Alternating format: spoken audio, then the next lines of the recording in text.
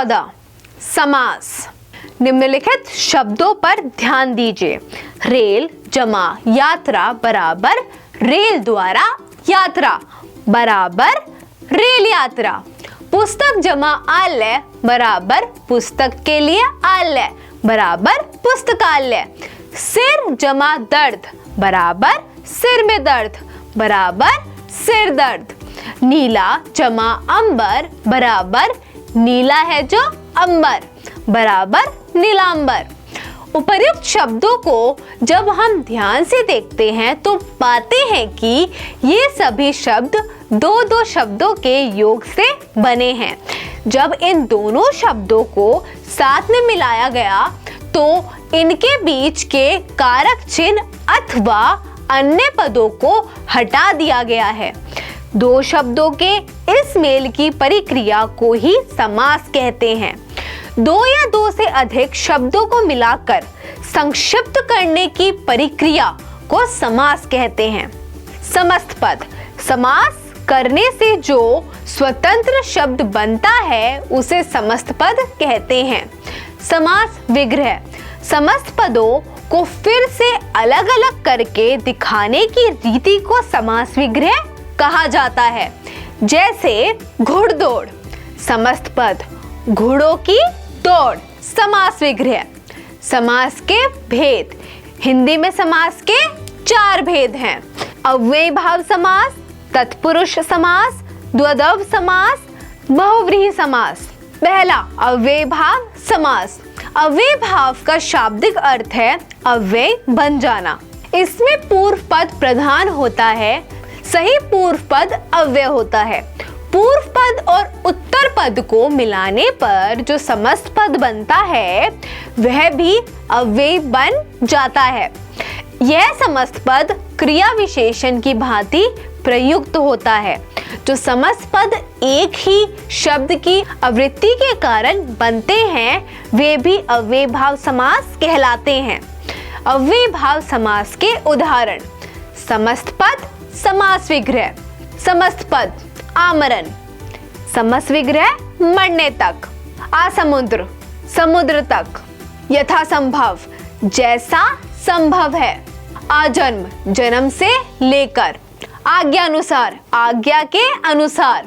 यथाविधि विधि के अनुसार। भरपेट पेट भरकर। यथामति मति के अनुसार।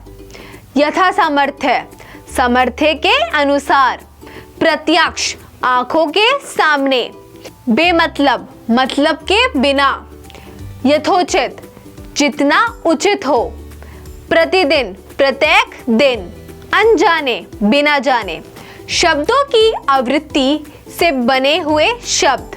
शब्द समास विग्रह। शब्द रातों रात समास विग्रह रात ही रात में।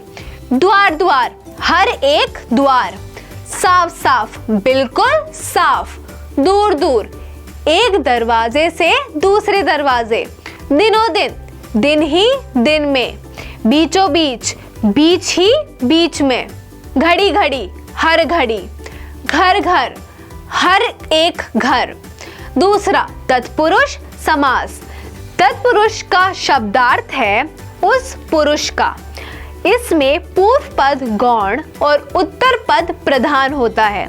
तत्पुरुष में पद के अनुसार ही समस्त पद का लिंग होता है। इसमें पहले पद की विभक्ति चिन्हों का लोप कर दिया जाता है। जिस विभक्ति का लोप होता है उसी के नाम पर पुरुष के उपभेद का नाम होता है। कारक भेदों के आधार पर तत्पुरुष समास के निम्नलिखित 6 भेद हैं। पहला कर्म तत्पुरुष। दूसरा करण तत्पुरुष। तीसरा संप्रदान तत्पुरुष। चौथा अपदान तत्पुरुष। पांचवा संबंध तत्पुरुष। छठा अधिकरण तत्पुरुष। पहला कर्म तत्पुरुष। जिस समास में दो पदों के बीच से कर्म कारक को विभक्ति को का लोप हो जाता है वह कर्म तत्पुरुष समास कहलाता है। जैसे समस्त पद समास विग्रह। समस्त पद ग्रामगत समास विग्रह ग्राम को गत। यश प्राप्त यश को प्राप्त। स्वर्गगत स्वर्ग को गत, गृहागत, गृही घर को आगत, गिरहकट, गिरह को काटने वाला, परलोक गमन, परलोक को गमन। दूसरा, करण तत्पुरुष, जिस समास में दो पदों के बीच से करण कारक की विभक्ति से या के द्वारा का लोप हो जाता है वह करण तत्पुरुष समास कहलाता है। जैसे समस्त पद, समास विग्रह, समस्त पद मन माना, समास विग्रह मन से माना हुआ, ज्ञान युक्त, ज्ञान से युक्त, रेल यात्रा, रेल द्वारा यात्रा, रोग पीड़ित, रोग से पीड़ित, शोकाकुल, शोक से आकुल, मन गढ़ंत, मन से गढ़ा हुआ, रस भरा, रस से भरा, तुलसीकृत, तुलसी द्वारा कृत। तीसरा, संप्रदान तत्पुरुष, जिस समास में दो पदों के बीच से संप्रदान कारक की विभक्ति के लिए का लोप होता है वह संप्रदान तत्पुरुष समास कहलाता है। जैसे समस्त पद, समास विग्रह, समस्त पद रसोई घर, समास विग्रह रसोई के लिए घर, सत्याग्रह, सत्य के लिए आग्रह, पुस्तकालय, पुस्तकों के लिए आलय, हवन सामग्री, हवन के लिए सामग्री, परीक्षा भवन, परीक्षा के लिए भवन, धर्मशाला, धर्म के लिए शाला, देशभक्ति, देश के लिए भक्ति, युद्ध भूमि, युद्ध के लिए भूमि, मार्ग व्यय, मार्ग के लिए व्यय, गौशाला, गौ के लिए शाला। चौथा, अपदान तत्पुरुष, जिस समास में दो पदों के बीच से अपदान कारक की विभक्ति से का लोप होता है वह अपदान तत्पुरुष समास कहलाता है। जैसे समस्त पद, समास विग्रह, समस्त पद जन्मांत, समास विग्रह जन्म से अंधा, भयभीत, भय से भीत, गुणहीन, गुण से हीन, ऋण मुक्त, ऋण से मुक्त, आशातीत, आशा से अतीत, विद्याहीन, विद्या से हीन, पथ भ्रष्ट, पथ से भ्रष्ट, देश निकाला, देश से निकाला, रोग मुक्त, रोग से मुक्त, नकटा, नाक से कटा। पांचवा, संबंध तत्पुरुष, जिस समास में दो पदों के बीच से संबंध कारक की विभक्ति का, के, की का लोप होता है वह संबंध तत्पुरुष समास कहलाते हैं। जैसे समस्त पद, समास विग्रह, समस्त पद जलधारा, समास विग्रह जल की धारा, मधुमक्खी, मधु की मक्खी, गंगा जल, गंगा का जल, आज्ञानुसार, आज्ञा के अनुसार, प्रेम सागर, प्रेम का सागर, देवालय, देव का आलय, दीनानाथ, दिनों का नाथ, घुड़दौड़, घोड़ों की दौड़, पराधीन, दूसरों के अधीन, लोकसभा, लोगों की सभा। छठा, अधिकरण तत्पुरुष, जिस समास में दो पदों के बीच से अधिकरण कारक की विभक्ति में, पर का लोप हो जाता है वह अधिकरण तत्पुरुष समास कहलाता है।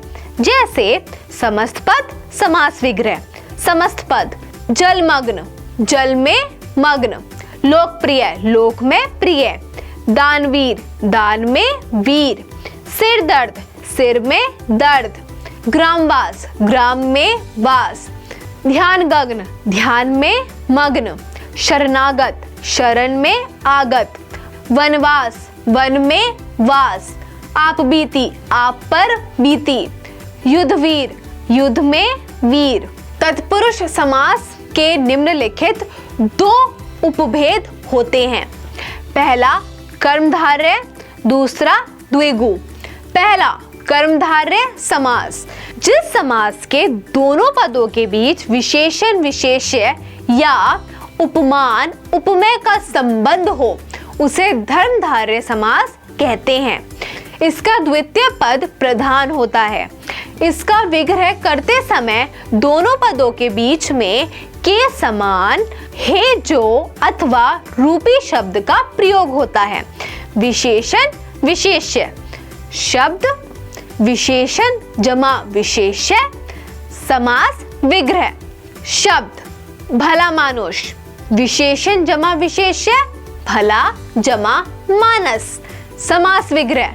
भला है जो मानस। नीलांबर, नीला जमा अंबर, नीला है जो अंबर। काली मिर्च, काली जमा मिर्च, काली है जो मिर्च। परमानंद, परम जमा आनंद, परम है जो आनंद। नील गगन, नीला जमा गगन, नीला है जो गगन। अधपका, आधा जमा पका, आधा है जो पका। दुरात्मा, दुर जमा आत्मा, दुर बुरी है जो आत्मा। श्वेतांबर, श्वेत जमा अंबर, श्वेत सफेद है जो अंबर। नीलकमल, नीला जमा कमल, नीला है जो कमल। पीतांबर, पीत जमा अंबर, पीत पीला है जो अंबर। महादेव, महान जमा देव, महान है जो देव। महात्मा, महान जमा आत्मा, महान है जो आत्मा। उपमान उपमेय, शब्द उपमान जमा उपमेय, समास विग्रह। शब्द कमल नयन, उपमान जमा उपमेय, कमल जमा नयन, समास विग्रह। कमल के समान नयन। चंद्रमुख, चंद्र जमा मुख, चंद्र रूपी मुख। विद्याधन, विद्या जमा धन, विद्या रूपी धन। घनश्याम, घन जमा श्याम, घन के समान श्याम। दहलता, दह जमा लता, दह रूपी लता। करकमल, कर जमा कमल, कर रूपी कमल। गृथ रत्न, गृथ जमा रत्न, गृथ रूपी रत्न। चरण कमल, चरण जमा कमल, कमल के समान चरण। दूसरा द्विगु समास। द्विगु समास का पहला पद संख्यावाचक तथा समस्त पद समूहवाचक होता है। जैसे समस्त पद समास विग्रह, समस्त पद दोपहर, समास विग्रह दो पहरों का समूह। अठन्नी, 8 आनों का समूह। चौमासा, 4 मासों का समूह। चारपाई, 4 पैरों का समूह। त्रिफला, 3 फलों का समूह। नवग्रह, 9 ग्रहों का समूह। सतसई, 700 दोहों का समूह। पंजाब, 5 आंबों नदियों का समूह। चवन्नी, 4 आनों का समूह। त्रिभुज, 3 भुजाओं का समूह। पंचतंत्र, 5 तंत्रों का समूह। शताब्दी, 100 अब्दों वर्षों का समूह। त्रिवेणी, 3 वेणियों का समूह। नवरात्र, 9 रात्रों का समूह। तीसरा द्विदंभ समास। द्विदंभ समास में दोनों पद प्रधान होते हैं। इसके दोनों पदों के बीच और, या, तथा, अथवा जैसे योजक शब्दों का प्रयोग होता है। द्वंद्व का अर्थ 2 या 2 से अधिक वस्तुओं का युग्म अर्थात जोड़ा होता है। समस्त पद समास विग्रह। समस्त पद राधा कृष्ण, समास विग्रह राधा और कृष्ण। दाल भात, दाल और भात। जल थल, जल और थल। नदी नाले, नदी और नाले। पाप पुण्य, पाप और पुण्य। राम लक्ष्मण, राम और लक्ष्मण। ऊंच नीच, ऊंच और नीच। दूध दही, दूध और दही। अमीर गरीब, अमीर और गरीब। भाई बहन, भाई और बहन। छोटा बड़ा, छोटा और बड़ा। राजा रंक, राजा और रंक। राजा प्रजा, राजा और प्रजा। पूर्व पश्चिम, पूर्व और पश्चिम। हानि लाभ, हानि या लाभ। यश अपयश, यश या अपयश। चौथा बहुव्रीहि समास। इस समास में दोनों पद प्रधान ना होकर समस्त पद अपने से भिन्न किसी अन्य संज्ञा का बोध करवाते हैं। इनका विग्रह आने पर विशेष रूप से वाला, वाली, जिसका, जिसकी, जिसके आदि शब्द लगाए जाते हैं। समस्त पद समास विग्रह समस्त पद विषधर। समास विग्रह विष को धारण करने वाला अर्थात सर्प। गजानन गज के समान आनन वाला अर्थात गणेश। त्रिलोचन तीन लोचन नेत्र है जिसके अर्थात शिव। लंबोदर लंबा है उदर जिसका अर्थात गणेश। घनश्याम घन के समान श्याम है जो अर्थात कृष्ण। महावीर महान वीर है जो अर्थात हनुमान। दशानन दश है आनन मुख जिसके अर्थात रावण। प्रधानमंत्री मंत्री योग में प्रधान है जो। मृगनयनी मृग के समान नयनों वाली है जो। गिरिधर गिरी को धारण करने वाले अर्थात कृष्ण। अंशुमाली किरण अंशु है माला जिसकी अर्थात सूर्य। चतुर्भुज चार है भुजाएं जिसकी अर्थात विष्णु। तिरंगा तीन रंगों वाला अर्थात भारतीय झंडा। नीलकंठ नीला है कंठ जिसका अर्थात शिव। मेघनाद मेघ के समान नाद शोर है जिसका रावण पुत्र मेघनाद। बहुव्रीहि कर्मधारय और द्विगु समास में अंतर। बहुव्रीहि कर्मधारय और द्विगु समास में सूक्ष्म अंतर पाया जाता है। कुछ शब्द बहुव्रीहि कर्मधारय व द्विगु इन तीनों के उदाहरण स्वरूप दिए गए हैं। विद्यार्थी को केवल यह ध्यान रखना है कि उस शब्द का विग्रह वह जिस रूप में करता है समास का नाम भी वही लिखे। आइए तीनों के सूक्ष्म अंतर को जानें। द्विगु समास का पूर्व पद निश्चित संख्यावाचक विशेषण होता है और उत्तर पद विशेष्य होता है। कर्मधारय समास में भी प्रथम पर विशेषण होता है लेकिन इसका संख्यावाचक होना आवश्यक नहीं है।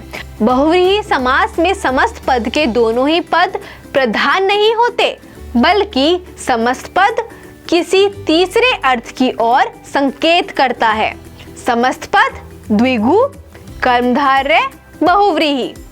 समस्त पद त्रिनेत्र द्विगु तीन नेत्रों का समूह। कर्मधारय तीन है जो नेत्र। बहुव्रीहि तीन नेत्र है जिसके अर्थात शिव। चतुर्भुज चार भुजाओं का समूह। चार है जो भुजाएं चार भुजाएं हैं जिसकी अर्थात विष्णु। पीतांबर पीला है जो अंबर। पीला है अंबर जिसका अर्थात कृष्ण। घनश्याम घन के समान श्याम। घन के समान श्याम है जो अर्थात कृष्ण। संधि और समास में अंतर। संधि और समास परस्पर मिलती जुलती क्रियाएं लगती हैं लेकिन संधि में वर्णों का मेल होता है जबकि समास में पदों का। संधि शब्दों को तोड़ने की क्रिया को विच्छेद कहते हैं और समस्त पदों को अलग अलग करने की परिक्रिया को विग्रह कहते हैं। अतः हम कह सकते हैं कि दो वर्णों ध्वनियों के आपस में मिलने से उत्पन्न विकार परिवर्तन को संधि कहते हैं पर समास दो या दो से अधिक शब्दों पदों में होता है।